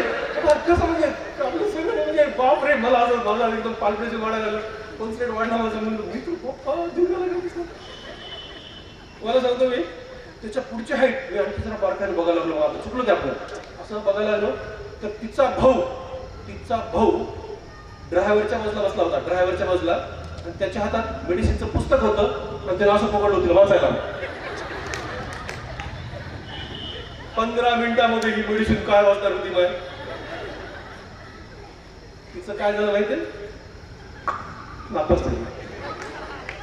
ते नापास होत असतो. असं कुठे अभ्यास असतो का? असला अभ्यास नाही. मस्त कन्सिस्टंट अभ्यास करा, सातत्यानं अभ्यास करा, डे 1 पासून अभ्यास करा. मग कंटाळा येत नाही, बोर होत नाही. जेव्हा सिलेबस खूप जास्त राहतो तुमच्याकडे आणि जेव्हा तुम्ही अभ्यासाला सुरू करता तेव्हा तुला प्रेशर येतं, प्रचंड प्रेशर येतं. डे 1 मी म्हणालो की 18 महिन्याचा मी सिलेबस तयार केला होता, 18 महिन्याचा. आणि 18 महिने 1 मिनिट पण इकडे न करता मी पूर्ण केला होता. तरी पण माझ्याकडे वेळच होता. मी लेकरांशी निघायला करायला वेळ होता, मला सगळ्याच वेळ होता. तुम्ही डिसिप्लिनमध्ये गेलात ना तुम्हाला वेळच वेळ राहतो. पण डिसिप्लिनमध्ये असलं पाहिजे. नाहीतर काय अभ्यास पण नाही. माझी माय म्हणते काम बी नाही, दम बी नाही. खरं आहे, काम बी नाही आणि दम बी नाही. तुम्हाला कळतं का नाही कळतं माहित नाही. अभ्यास बी नाही आणि वेळही नाही, असं नाही. अभ्यास म्हणजे अभ्यास, शिस्त म्हणजे शिस्त, करायचं म्हणजे करायचं. आणि तुम्हाला पुन्हा सांगतो, सोमवारपासून शनिवारपर्यंत अभ्यास करायचा, शिस्तीत राहायचं एकदम. रविवारी काय शिस्त पाळायची नाही. रविवारी एक्झाम वगैरे असेल ती एक्झाम द्यायची, मला काहीच करायचं नाही. माझा मुलगा असा करायचा. ओके, नाही म्हणजे पुन्हा काहीच नाही म्हणजे काहीच नाही. ओके, एक दिवस सुट्टी घ्यायची, दररोज 7 तास झोपायचं, दररोज 2 तास स्वतःला द्यायचे, दररोज 3 वेळा जेवायचं. ही खूप महत्वाची गोष्ट आहे. नाहीतर एक्झाम पुढे आली, डोकं दुखायला लागलंय, ताप यायला लागलाय, विकनेस आलाय, बोर व्हायला लागलाय, समजून घ्यायचं यांनी वर्षभर अभ्यास केला नाही. मी लिहून देतो तुम्हाला, मी डॉक्टर आहे, मला बारीक बारीक सगळंच कळतं ना, जसं आमच्या एंडी सगळं काय मला कळायला लागतं. मला मी हे सांगत होतो. म्हणून सातत्य, कन्सिस्टन्सी ही कमिटमेंट पेक्षा पण महत्वाची गोष्ट आहे. सातत्य ठेवा. 2 शब्द संपले, तिसरा शब्द आहे कॉन्फिडन्स. कुठला बोला की रे, प्रत्येक वेळा सांगायची काय गरज पडते. कॉन्फिडन्स कधी येतो? कॉन्फिडन्स मला मी पुन्हा सांगतो, commitment and consistency gives you confidence. काय कधी होतं म्हणा, व्यवस्थित म्हणा. Commitment and consistency gives you confidence. म्हणा असं. यस, आता हे लिहून ठेवा तुमच्या हृदयावर. कॉन्फिडन्स म्हणजे कसा बघा, मला कसा कॉन्फिडन्स होता, सकाळी मला माहित होतं ना मेडिसिनचा आपला अभ्यास झालाय, म्हणून तर मी धिंगाणा करत होतो ना. मला कॉन्फिडन्स म्हणतात. तुमच्या लेवलचा एक कॉन्फिडन्स सांगतो, तुमच्या लेवलचा. मी खूप नशिबान बाप आहे, माझ्या लेकराला कधीच अभ्यास करणं लागला नाही. तुम्हाला पण कधी मग कर असं म्हणायची गरज नाही पडली पाहिजे, परंतु तुम्हाला कळतं का नाही कळतं माहीत नाही. अभ्यास कोणासाठी करायचा असतो? अभ्यास कोणासाठी करायचा असतो? अभ्यास करून कोण मोठं होतं? अभ्यास तुमच्या स्वतःसाठी करायचा असतो आणि तुम्ही स्वतः मोठे होता. तुम्ही जेव्हा स्वतः मोठे होता ना, तुमचे आईवडील मोठे होतात, तुमचं कुटुंब मोठं होतं, तुमचं गाव मोठं होतं, तुमचा जिल्हा मोठा होतो, तुमचा स्टेट मोठा होतो, तुमचा देश मोठा होतो रे. तुम्हाला कळलं पाहिजे, तुम्हाला कळलं पाहिजे. तुम्हाला माहित आहे ना, बघा आमच्या आईवडिलांना कोणी कर्ज देत होतं, माझ्या आईवडिलांना कोणी कर्ज देत होतं. कर्ज ते देताना 100 रुपये कर्ज मागायला गेले की 90 रुपये द्यायचे, 10 रुपये शेवट ठेवून घ्यायचे. आणि ते कर्ज मी माझी प्रॅक्टिस सुरू केल्यानंतर 7 वर्षांनी फेडले माझ्या वडिलांवरचं मी कर्ज. तुम्ही विजन करा मी काय बोलतोय. कर्ज कोणी देत नव्हतं. आता नुसते रस्त्याने चालले ना, मुंगी पण पाया पडते, मुंगी पण माणसं सोडून द्या. कशामुळे? कशामुळे? हे का मोठे झाले? पद्मश्री डॉक्टर ताताराव आणि विठ्ठलांचे आईवडील आहेत ते. तुम्हाला हे कळतं की नाही कळतं? हे कळलं पाहिजे माणसाला की आपल्यामुळे किती किती कुटुंब मोठं होत असतं, आपल्या वेळेला किती अभिमान वाटत असतो, आपल्या वेळेला किती मस्त चालत असतं. त्याच्यामुळे अभ्यास आहे ना आपल्यासाठी करायचा असतो. सर रागवतात, आई वडील रागवतात, अभ्यासच कर म्हणतात. वेड्या आहात तुम्ही. अरे अभ्यासाने आपण मोठे होतो यार, आणि आपण मोठे झाल्यास आपली काय किंमत वाढते, आपल्या किमतीमुळे आपल्या वडिलांची किंमत काय वाढते हे तुम्ही इमेजच करू शकत नाही. त्यामुळे अभ्यास करा. मी तुम्हाला सांगत होतो की माझा मुलगा खूप नशिबान बाप आहे, मी त्याला कधीच अभ्यास करणार नाही, कधीच. तो 4थीत मेरिट आहे, 7वीला मेरिट आहे, 10वीला मेरिट आहे, 12वीला मेरिट आहे. त्याच्या मेरिट स्कॉलरशिपवर बीजे गव्हर्नमेंट मेडिकल कॉलेजमध्ये एमए झाला, एमए झाला सर्जरी करतोय. मी एकदाही 1 रुपया त्याच्यावर खर्च केला नाही. असं माझं एक लेकरू आहे. पण तुम्हाला विषय सांगत होतो तुम्हाला मी कॉन्फिडन्सचा.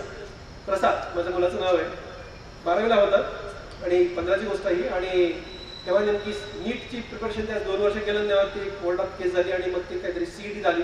सीईटी मग ते बदलून गेले, परत 2 महिने सीईटी तारीख कशी करायची, पण त्यांनी केली सगळ्यांनी. सीईटी एक्झाम द्यायला गेला, त्याला डॉक्टर व्हायचं होतं, ठरवलं डॉक्टर व्हायचं. मी त्याला म्हणालो होतो, बघ या बापाला बघतोस डॉक्टर कशाला होतोस.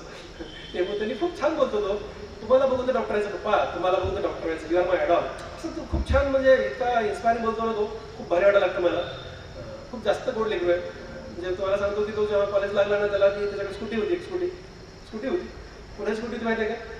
11वी-12वीला माझ्या बायकोला तिच्या वडिलांनी घेऊन दिली स्कूटी, त्यांनी वापरली होती 11वी-12वीला. आणि मी मग मेडिकल लागल्यास मी म्हटलं माझा 1 रुपया खर्च झाला नाही, तुला स्कूटी घेऊन देतो हॉस्टेलवरूनच जायला.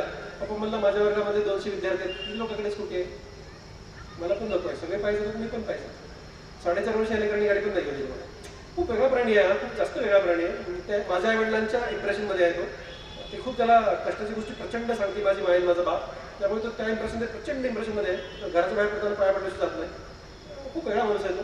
तुम्हाला सांगत होतो की प्रसाद 12वीला असताना एकदम शिस्तबद्ध प्राणी. त्या दिवशी मी घरात गेलो आणि मी त्याच्यासोबत जेवण करणारा बाप आहे. सगळ्या बापांनी आणि त्यावर जेवण करावं असं माझं स्पष्ट मत आहे. एकतरी जेवण करावं. मी दररोज 14 तास काम करतो, पण लेकरावरीला जेवण करतो म्हणजे करतो. तो MBBSला जाईपर्यंत दररोज एकदा जेवायच्या सोबत. मला मी सांगत होतो की त्याला माझ्यासोबत जेवण करायचं होतं आणि मी घरात गेलो. तो 3 तास PL मध्ये पण सिस्टमॅटिक 3 तास अभ्यास करायचा, 1 तास वेळ घ्यायचा, पुन्हा 3 तास अभ्यास करायचा, 2 तास घ्यायचा, पुन्हा 3 तास अभ्यास करायचा, 3 ब्रेक घ्यायचा. शिस्तबद्ध प्राणी. घरात गेलो, बायकोला विचारलं प्रसादचा किती वेळ शिल्लक राहिला, त्याच्यात 3 तासात. माझी बायको म्हणजे 10 मिनिट राहिली. ठीक आहे, त्याला टेबलवर गेलो त्याच्यात आणि तो टेबलवर बसला होता अभ्यास करत. असं एकदा 2दा 3दा मी टकटक केलं. आता बाप आहे मी, त्याचा अभ्यास करतोय तो, 10 मिनिटाच्या फक्त 3 तासच राहिले. आणि माझ्याकडे असं पण नाही पाहिजे, असं पण नाही. 3दा 4दा टकटक केलं आणि माझ्याकडे असं पण न पाहिल्यास मी त्याला काहीच न म्हणता परत आलो आणि 10 मिनिटं शांतीने बसलो. ते 10 मिनिट संपले, मग त्याचा उलटा अलार्म ठेवायचा तो, ते बरोबर त्याने सरळ केला आणि मग सगळे पुस्तक ठेवून जेवायला आला. पण तो 10 मिनिट, मग त्याच्यानंतर मी आयुष्यात त्याला एकदा 1 मिनिट जरी असेल तरी त्याला लवकर कधी उठ म्हणलो नाही. हा माझा मुलगा, मी तुम्हाला सांगत होतो तुमच्यावर. तो एक्झामला गेला, CET परीक्षा एक्झामला गेला आणि एक्झाम दिली. मी बघ असा बाप आहे, मी एक्झामला पण सोडायला कधी गेलो नाही, घ्यायला कधी गेलो नाही. त्याच्या शाळेत पालक म्हणून कधीच गेलो नाही. त्याच्या शाळेत एकदा गेलो, तो 10वीला असताना. इलायची खातो, त्याला घसा कोरडा पडला. तिथे गेलो मी, तर गेस्ट म्हणून गेलो, गेस्ट संपलं. त्याच्याशिवाय तिच्या कॉलेज शाळेमध्ये पण गेलो नाही, कॉलेजमध्ये पण गेलो नाही. त्याची बायको त्याला घ्यायला गेली होती. त्याच्या बायको त्याच्या आईचा मोबाईल घेतला, त्यांनी मला फोन केला, पप्पा बघा तिथून सेंटरवरनं बायोलॉजीमध्ये 100 पैकी 100, बायोलॉजीमध्ये 100 पैकी 100. मला माहित होतं, आय नो ह्याने या लेकराने एवढा अभ्यास केला. आय नो प्रसाद कम, अभिनंदन, हार्टी कॉंग्रॅच्युलेशन्स कम. मी उपडे बसलेला होता. आला घरी, पहिली आन्सर की आली, त्याला 100 पैकी 100 मार्क होते. एक 3 आठवड्यात दुसरी आन्सर की आली, आणि प्रसादचा 1 मार्क गेला, त्याला 99 झाले. म्हणजे ज्या कोणी मुलांनी ते आन्सर लिहिलं सगळ्यांचा गेला. प्रसाद रडायला लागला, जोरात जोरात रडायला लागला. घरामध्ये प्रसाद माईचा नंदाचा इतका लाडका आहे, त्याच्या पुढे मग जगात कुणीच नाही. तो रडायला लागल्यानंतर अण्णांनी मला अण्णांना फोन लावता येत नाही, कुणाला तरी फोन मला लावा लागला. इडलला फोन लावा, इडलला बंदारा एक पेपर आणि म्हणजे माझा बाप इडलला फोन लावा, इडलला फोन लावा. काय करायला लागला? जोरात जोरात त्यांना मला शिवाय करायला लागला. म्हणून काय झालं ना, लेकरू घरात रडताय, तू काय करायला लागलास? पप्पा म्हणलं मी घरात पळत पळत गेलो. अण्णांना समजून सांगितलं, अण्णा म्हणलं जेवढ्या जेवढ्या मुलांनी हा प्रसादने जे काही प्रश्न लिहिला, उत्तर लिहिले ना, महाराष्ट्रातल्या जेवढ्या लेकरांनी उत्तर लिहिले सगळ्यांचा कटला. मग एकट्याचा नाही कमी झालेला. आणि त्याला काय होणार आहे? त्याला महाराष्ट्रातलं नाही देशातलं कुठल्याही बेस्टमधलं बेस्ट गव्हर्नमेंट मेडिकल कॉलेज मिळते, बस झालं ना. त्याला डॉक्टर राजेंद्र कॉलेज चांगलं मिळते, विषयावरती काय पाहिजे? त्या 1 मार्गाने काय होणार आहे? हे लिहून करायला थांबलं. अण्णांना माझी भाषा कळत नाही, त्या लेकराची कळते. कशाला डॉक्टर आहेस म्हणे, एवढा मोठा डॉक्टर आहेस, हे करतोस म्हणे, आणि लेकरू रडताय, तुला ते कळत नाही, का रडताय ते? मला बाप जे झापा सामान झापायला लागला की मग मी प्रसादकडे जवळ गेलो. म्हणलं हे बघ तुला काय रडायचं, रड, बापाजवळ रडू नको. हो ना, अण्णा मी झापायला लागले मला जोरा जोरा. मी अण्णा मार्के म्हणता पण तुला कळतं का? म्हणलं हे असं काय करायला लागला थोड्यासारखं असं म्हणलं ना की प्रसादने मला सगळं सोडलंय, सरळ कॉलेजमध्ये गेला. त्याच्या कॉलेजमध्ये गेला 12 पुस्तक घेऊन आणि सगळ्या प्राध्यापकांना जमा केला. माझा आन्सर बरोबर आहे, माझा आन्सर बरोबर आहे, माझा आन्सर बरोबर आहे. मला तिथल्या प्रिन्सिपलचा फोन झाला कॉलेजमधून, सर प्रसादचं ते आन्सर बरोबर आहे. म्हणलं आता वेळ लागलं मला, ते आन्सर विषय सोडून द्यावं, काय तुम्ही लागलाय कटकट उगीच? नाही म्हणे सर, त्याच्यावरती आपल्याला प्रश्न उभा करायला पाहिजे, कोर्टात केस करायला पाहिजे. म्हणलं तुम्ही काय करणार? मला ते कळतं काय? काय म्हणे आम्ही काय करायचं करतो. आणि त्याच्यावर खरंच कोर्टात केस झाली. कोर्टाने सांगितलं की 12 प्राध्यापक बसवा आणि 3 आठवड्याचा वेळ द्या, त्याच्यावरती मग निर्णय जो होईल तो होईल. 3 आठवड्यात निर्णय दिला आणि पुन्हा ते प्रसाद दादाचं उत्तर बरोबर आलं आणि त्याला 100 पैकी 100 मार्क पडले. याला काय म्हणायचं? याला काय म्हणायचं? अरे मोठ्याने सांगा. याला म्हणतात कॉन्फिडन्स. तो कधी येतो? कमिटमेंट आणि कन्सिस्टन्सी गिव्हज यू कॉन्फिडन्स. तुम्ही जर कमिटेड आहात की आपल्याला बनायचं काहीतरी, तुम्ही जर सातत्य पाळलं तर 100% तुम्हाला कॉन्फिडन्स येतो. आणि मी म्हणालो की या जगामध्ये मोठी सारी लोक मी पाहिली, त्यांच्यामध्ये मी पहिला गुण पाहिला, नंबर 1 कमिटमेंट, नंबर 2 नंबर 3 आणि 4था गुण माझा तुम्हाला देऊन जातो. माझ्याकडे मोजून 3 मिनिटं आहेत, तेवढंच मी बोलणार आहे. तुम्हाला मी सांगतो मित्रांनो, माझा गुण कमिटमेंट, कन्सिस्टन्सी आणि कॉन्फिडन्स तुम्हाला मिळाला तर मोठे लोक झाला, जगातले खूप मोठे लोक झाला. पण हे मोठेपण टिकवण्यासाठी एक शब्द सांगतो आणि त्यानेच बोलण्याचे कनेक्शन. कुठला? मोठ्याने सांगा. प्रत्येक शब्द सी वरनं सुरू होतोय. मी ते स्वतः डिझाईन केलंय. असं वरती रन करताना 2018 मध्ये डिझाईन केलेलं हे माझं भाषण आहे. रन करताना हे मी डिझाईन केलं होतं. कमिटमेंट, कन्सिस्टन्सी आणि कॉन्फिडन्स माणूस मोठा होतो, पण ते मोठेपण टिकवण्यासाठी कनेक्शन लागतं. ते कनेक्शन कुणाबरोबर असलं पाहिजे? तर ते कनेक्शन आपल्या आई वडिलांबरोबर असलं पाहिजे. कुणाबरोबर? कुणासोबत? पॅरेंट बरोबर आपलं एक कनेक्शन असलं पाहिजे. तुम्हाला किती लेकरांना कळलं, किती लेकरांना नाही कळलं मला माहित नाही, पण तुम्हाला मी सांगतो 2-3 गोष्टी करा. नंबर 1, दररोज एकदा आई वडिलांच्या पाया पडायचं. आम्ही दररोज पडतो. मला वाटतं की माझं जे आजचं यश आहे ना, फक्त माझ्या माईच्या नंदाच्या पायामुळे मला मिळालं. हे 100% सत्य छातीवर वाटायचं. त्याच्यामुळे एकदा आई वडिलांच्या पाया पडायचं दररोज. समजा तुम्ही आई वडिलांपासून दूर आहात, त्यांना सकाळचा एक फोन करायचा, एक त्यांना फोन करायचा. मी परदेशामध्ये दौरा करताना सुद्धा एक विमान बदललं की मी महिला एक फोन करतो, पुढचं विमान घेतो तिला एक फोन करण्यासाठी. नाही मला खूप छान वाटतं, माहित नाही, पण प्रवास सुरू करताना एक फोन करतो. आता मी निघालोय ना, तिला सांगतो निघालो. मी स्टेजवर बसून एक मेसेज टाकला माझ्या बायकोने की महिला सांगते मी पोहोचलो. आता दुसरा मेसेज टाकला की आता मी बोलणार आहे पुढची तासभर व्यासपीठावरती असेल, ही महिला सांग. म्हणजे माझ्या महिला प्रत्येक गोष्ट माझी सकाळी मी ऑपरेशन करून तिला सांगतो एवढे ऑपरेशन केलं. तिला त्यातलं काहीच कळत नाही, पण मी तिला सांगतो. माहित नाही, तिला सांगितलं मला खूप भारी वाटतं, खूपच छान वाटतं. मी तुम्हाला सांगतो लेकरांना, एकदा आई वडिलांच्या पाया पडत जा. नंबर 2, एकाचं घट्ट पकडचं. मी माझ्या महिलाचं दररोज घट्ट पकडतो. 14.25 तास काम करून घरात जातो आणि दरवाजा बेल वाजली, कधी महिला दरवाजा उघडला मी घरात जाताना असं वाटतं मला मी खूप शिस्तबद्ध प्राणी आहे. मी दररोज व्यायाम करतो, दररोज मी 5 किलोमीटर रन करतो, मी शिस्तीनं जेवतो, शिस्तीनं झोपतो. एकही वाईट सवय आयुष्यात नाही. विठ्ठल नाव आहे. कधीच कुठल्याच मी साधा म्हणजे मी इलायची सोडून बाकी काहीच खात नाही. Okay, that's all about. पण मी सांगत होतो एवढा शिस्तबद्ध प्राणी आहे मी. मला जपतो कारण की 8 तास दररोज उभारून सर्जरी करतो, मला स्ट्रॉंग बॉडी लागते. त्यामुळे मी खूप सारे एक्सरसाइज करत राहतो दररोज. पण पावणे 14 तास काम करून जेव्हा घरात जाताना असं वाटतं की माझे बूट आणि सॉक्स मी काढून नाही, तिथं थकलेला असतो. घरात जाताना जर ते दरवाजा माहिती काढला तर तिला मी जाऊन घट्ट पकडतो, मला फार आवडतं. तिला असं घट्ट पकडतो. 30-40 सेकंद जास्त आहे. तर 30-40 सेकंदामध्ये माझ्यामध्ये एवढी शक्ती येते, असं तर तर तर तर वाटतं पुढे 12 तास काम करू शकतो. याला माहिती शक्ती म्हणते. बघा एकदा पकडून बघा. तर तुला मला भेटा 10 वर्षांनी भेटायचं पकडला भेटतं. कधी मला बोर होत नाही. खूप मला माहिती आहे, मी खूप भाग्यवान मला समजतो. मला खूप चांगला भाऊ मिळाला, खूप चांगले आईवडील मिळाले, खूप चांगली बायको मिळाली, खूप चांगलं लेकरू देवाने मला दिलं. ओके, मी खूप भाग्यवान समजतो मला स्वतःला. ओके, मला कधी बोर होत नाही, मला कधी फ्रस्ट्रेशन होत नाही. पण कधी आता शेवटी माणूस आहे, मी काय मशीन नाही. कधी छोटंही बोर झालं ना की माईच्या मांडीवर जाऊन झोपत असतो. एक 5-10 मिनिटच्या मांडीवर झोपलं ना, झोप लागून जाते आणि कुठल्या कारणाने मी बोर झालो होतं हे पण विसरून जातो. त्याला माईची भेव म्हणतात, त्याला भावनिक बंध म्हणतात. आपण IQ वर बोलतो, IQ या विषयावरती बोलतो. IQ एवढा आमचा इंटेलेक्च्युअल क्वेश्चन एवढा आहे, आमचा निपुण हुशार आहे. IQ थोडा कमी असला तरी चालतो. माझ्यासारख्या माणसाचा पण IQ वाढवता येतो. पण EQ वाढवा. EQ म्हणजे इमोशनल क्वेश्चन वाढवा. एक भावनिक नातं आपल्या आवडलं असलं पाहिजे. एक भावनिक नातं. तुम्हाला मी सांगत होतो की एकदा त्यांना घट्ट पकडत जा, त्यांच्या पाया पडा. शेवटचा एक विषय मी तुम्हाला सांगतो. मी तुमच्या आईला वडिलांना माहिती आहे, पर्टिक्युलर आईला माहिती आहे की आपल्या लेकराला काय आवडतं. तुम्हाला सांगतो की आता माझे भाऊ बऱ्यापैकी रिटायर झाल्यानंतर अंमलबजावणीला येतात. ते दर महिन्याला एकदा येतात. तर दादा माझ्या महिला सगळं सांगावं लागतं. दादा पुढच्या रविवारी येणार आहेत. तिला 10 वेळा 15 वेळा दररोज सांगावं लागतं. सोमवारपासून सुरू करणार तिला सांगावंच लागतं. ते नियम आहे, ती बॉस आहे. तर आम्ही सांगत राहतो तिला. मग एक दिवशी घरात गेलो आणि घरात गेल्यानंतर ते मला भूक लागते. घरात गेले काय भानगडे, मला खाली कधी भूक लागत नाही, घरात गेले भूक लागते. पण मी फ्रीज उघडलं, अख्खं फ्रीज दह्याने भरलो. माझ्या बॅकवर गेलो, म्हणजे अख्खं फ्रीजवर दही का लावले. ते म्हणजे दादा येणार रविवारी ना, माईने दही लावायला सांगितलं. दादा रविवारी येणार आहेत, माईने दही लावायला सांगितलं. म्हणजे माझ्या भावाला दही आवडतोय. माझा भाऊ आता 67 वर्षाचा आहे, माझी माय आता 89 वर्षाची आहे. तर माझ्या माईला हे माहिती आहे की माझ्या भावाला काय आवडतं, बरं म्हणजे तिच्या लेकराला काय आवडतं. बरोबर आहे. एवढं फक्त आवडतं नाही, ते करून घेते. मग माईकडे गेलो, माय एवढं दही का लावलीस ग दादाला, काय एवढं दही खाणार आहेत का. माझी माय म्हणजे माय माझं लेकरू एकटं येत नाही, लेकरावर खूप लोक येतात, सगळ्यांना खाल्लं तर माझ्या लेकराला पुरायचं नाही म्हणून लावायला लावलं मी जास्तीची दही. Very good. त्याला माय म्हणतात, त्याला माय म्हणतात. ते तुम्ही विचार करायचं, माय विचार करा. माझा एक तुम्हाला विचारायचा प्रश्न आहे, तुम्हाला किती लोकांना माहित आहे की तुमच्या आईला काय आवडतं. हात वर करा, प्रमाणित करा.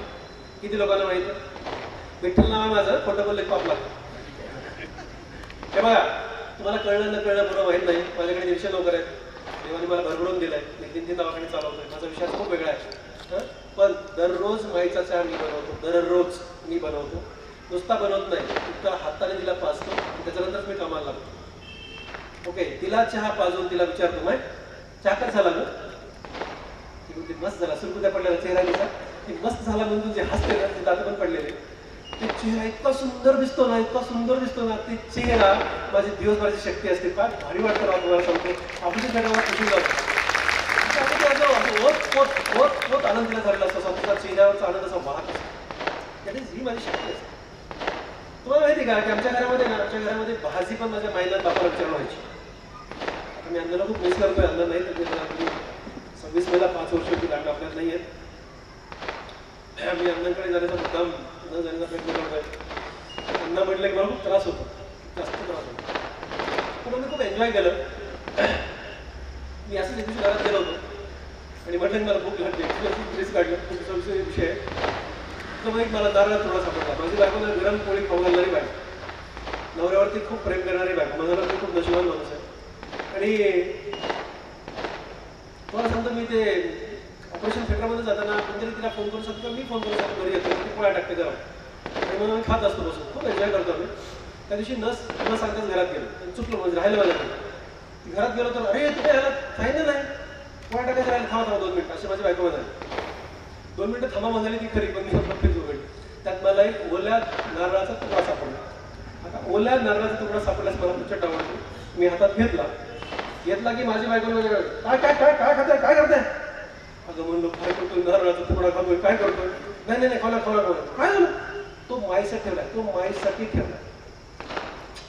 तो तुकडा मी खाणं न खाणं हा मोठा विषय नाहीये, पण माझी बायको इतके बारकावे जपते ना, तिला मोठा शल्यूट. मला खरं सांग, म्हणजे अशी सून सगळ्यांना मिळू देवानी म्हणून. म्हणजे ती इतकी जपते ना ह्या दोघांना, तू विचारच करू म्हणजे आमच्या घरामधली भाजी बापाला विचारून, माईला विचारून होते आजही.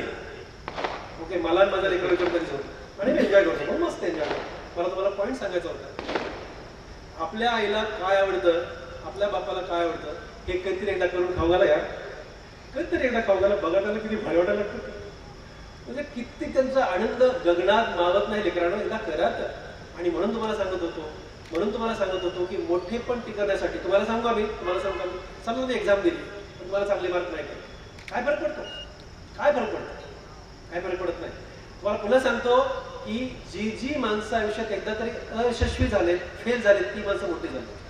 तुम्हाला माहिती आहे डॉक्टर तात्याराव आणि कुठल्या विषयाचे डॉक्टर आहेत? किती लोकांना माहिती आहे कुठल्या विषयाचे डॉक्टर आहेत ते? सगळ्यांना, मला पण माहिती, डोळ्याचे डॉक्टर आहेत. ओके नाही, सगळ्या जगाला माहिती. कोण माहिती आहे का? ते डोळ्याच्या विषयात नापास झाले होते. ते किती लोकांना माहिती? तुम्हालाच नाही. म्हणून तो माणूस मोठा माणूस झाला.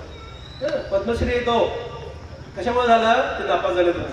तुम्हाला नापास झालं गापा मोठं होतं का? नाही, नापास झाला शक्ती मिळते, शक्ती.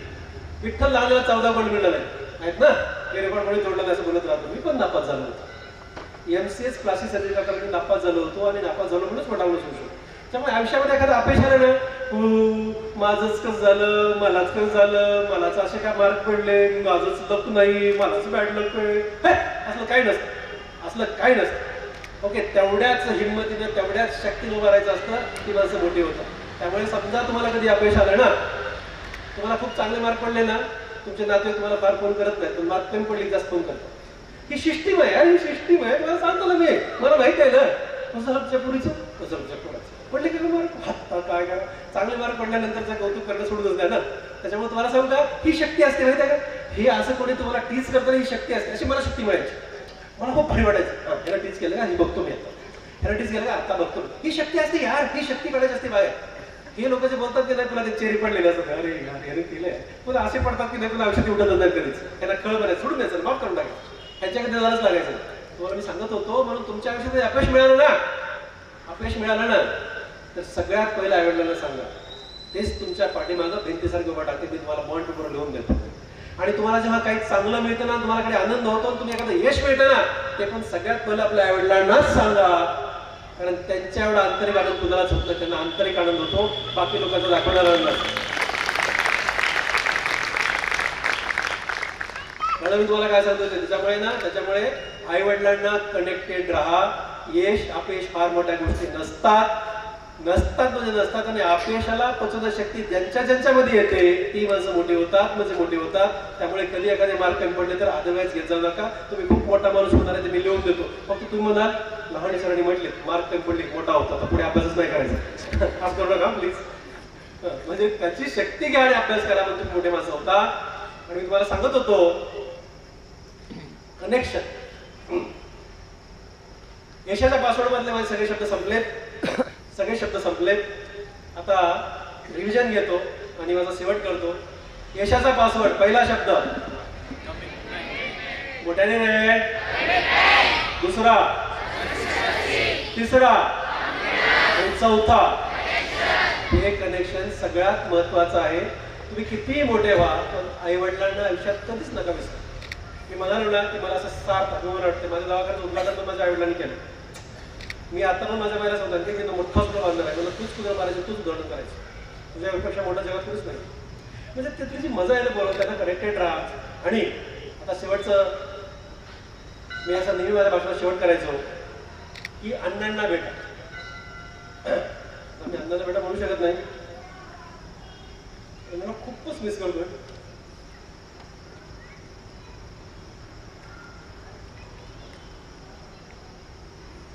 बापाबरोबर खूपच मजा केली आम्ही, खूपच मजा केली. काय सांगतो मला, म्हणजे असं स्वर्गात राहिल्यासारखं. त्याच्यामुळे अण्णाच्या खुर्शीत बसायच्या, नंतर खुर्शीत गेली 5 वर्ष बसलंच नाही.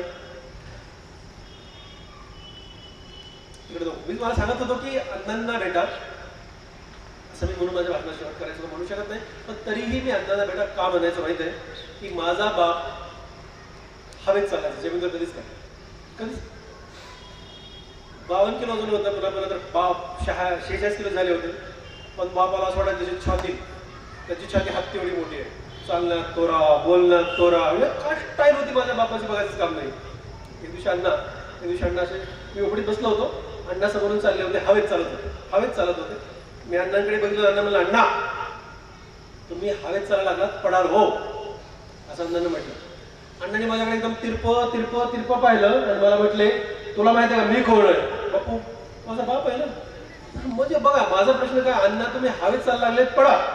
अण्णाचं उत्तर काय, तुला माहिती आहे का मी कोण आहे? म्हणजे मला कळलं की बापाला पुढे काय म्हणायचं. मी बापाकडे असं बघत राहिलो. मी अण्णाकडे असं बघत होतो आणि अण्णांनी जे उत्तर दिलं ते प्रत्येकाच्या बापाने माझे उत्तर द्यावं त्यानं उत्तर दिलं. अण्णा म्हणाले, तुला माहिती आहे का मी कोण आहे? पद्मश्री डॉक्टर तात्याराव लहाने आणि हा प्लास्टिक विठ्ठल लहानेचा बाप आहे म्हणे. मिरसा पडतो म्हणजे माईला आणि बापाला हवेत चालणं शिकू तुमच्यामध्ये अरे लेकरांनो. मस्त बाहेर काढा, मस्त बाहेर काढा.